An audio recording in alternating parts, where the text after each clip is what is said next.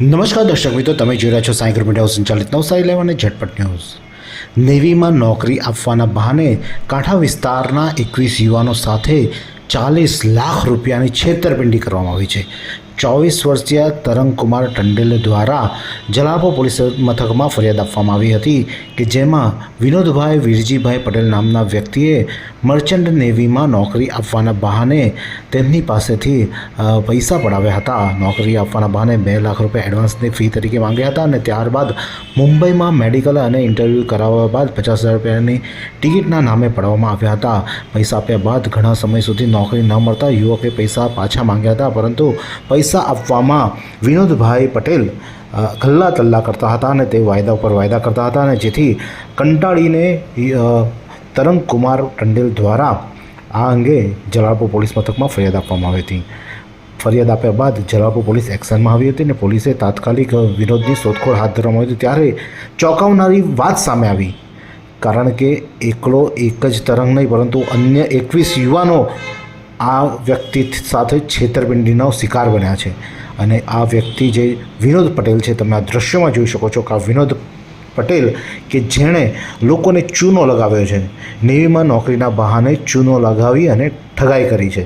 ત્યારે આ ઠગને અત્યારે હાલમાં જલાલપુર પોલીસે ઝડપી પાડ્યો છે. ત્યારબાદ તેને રિકન્સ્ટ્રક્શન કરવા માટે એટલે જ્યાં મુંબઈ ખાતે તમામ લોકોને બોલાવવામાં આવ્યા હતા અને ત્યાં તે લોકોના ઇન્ટરવ્યૂ પણ કરાવવામાં આવ્યા હતા.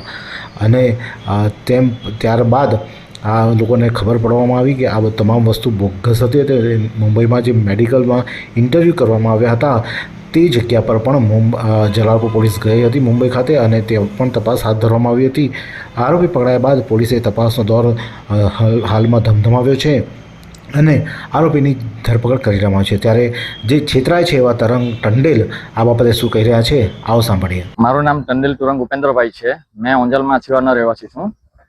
અમને મર્ચન્ટ નેવીમાં જોબ આપવા માટે એજન્ટ જે વિનોદભાઈ વીરજીભાઈ પટેલ જે અમને મર્ચન્ટ નેવીમાં જોબ આપવાની બાંયધરી આપેલી હતી, એમાં અમારા પાસેથી એમનું 2 લાખ એડવાન્સ ફી કરીને અમારા પાસેથી લીધેલી હતી ઓરિજિનલ ડોક્યુમેન્ટ સાથે.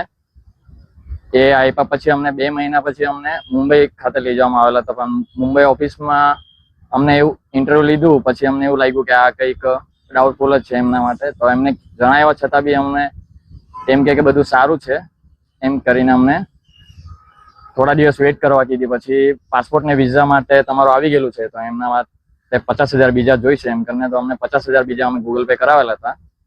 પછી 10 દિવસમાં અમે આવી જશે એવું કીધેલું તમને. તો 10 દિવસ વેઇટ કરતા પછી એમણે ફોન જ રિસીવ કરવાનું બંધ કરી દીધું ને ઘરે જતા પૈસાનું પૂછે કે એવું કંઈ બી પૂછું તો કે બધું સારું જ છે એમ, આવી જશે તમારું, વેઇટ કરો એમ કીધું.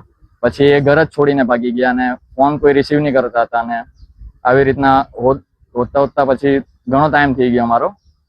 પછી આ બધું અમે પોલીસ કેસમાં અરજી નોંધાવી હતી અમે જલાલપુર પોલીસ સ્ટેશનમાં. એમાં અમારા સાથે 20 ભાઈઓ છે મારા સાથે. એમાં ટોટલ 40,34,000નો દગો કરેલો છે. તરંગ ટંડેલે હિંમત કરી અને જ્યારે ફરિયાદ નોંધાવી અને પોલીસ તપાસમાં અન્ય 20 લોકો સામે આવ્યા, એટલે કે કુલ 21 યુવાનો સાથે નેવીમાં નોકરી આપવાના બહાને 40 લાખ રૂપિયા કરતાં વધુની છેતરપિંડીનો મામલો સામે આવતા પોલીસે અત્યારે હાલમાં આરોપીની વિનોદ પટેલને ઝડપી પાડ્યો છે અને તેની સામે ગુનો નોંધી વધુ કાર્યવાહી હાથ ધરવામાં આવી છે. અને કોઈકની પાસેથી તેણે 2.5 લાખ રૂપિયા, કોઈ પાસે 1 લાખ રૂપિયા અને અલગ અલગ લોકો પાસે અલગ અલગ રકમ પડાવી લેવામાં આવી છે અને આમ કુલ 40 લાખ રૂપિયાની છેતરપિંડી કરી છે. એટલે કે નેવીમાં નોકરીના બહાને ચૂનો લગાડવાનું કામ વિનોદ પટેલે કર્યું છે અને જે અત્યારે હાલમાં જેલના સળિયા પાછળ ધકેલી દેવામાં આવ્યો છે. અત્યારે હાલમાં પોલીસે તેને 2 દિવસના રિમાન્ડ પણ આપવામાં આવ્યા છે અને પોલીસ વધુ તપાસ કરી આગળની કાર્યવાહી હાથ ધરવામાં આવશે. તો આ જ પ્રકારના અવનવા સમાચાર માટે જોતા રહો નવસારી લાઈવ અને ઝટપટ ન્યૂઝ. શું તમે શરીરના સાંધાના દુખાવાથી પીડાઈ રહ્યા છો કે પછી તમે કોઈ સ્પોર્ટ્સ ઇન્જરીથી પીડાઈ રહ્યા છો? લકવાની બીમારી બાદની પીડા સહન કરી રહ્યા છો? શું તમને સ્પાઇનલ પ્રોબ્લેમ છે? તો આ તમામ દુખાવાને હવે બાય કરી દો, કારણ કે માસ્ટર ડિગ્રી ધરાવતા ખૂબ જ અનુભવી ફિઝિયોથેરાપિસ્ટ ડૉક્ટર અમિત પટેલ પાસે તમે આ તમામ સમસ્યાઓનું સચોટ નિદાન કરાવી ફરીથી નોર્મલ જિંદગી જીવી શકો છો. તો સરનામું નોંધી લો. Comprehensive care centre, DD street, library પાસે, અનુરાગ સારીઝની લાઇનમાં, નવસારી.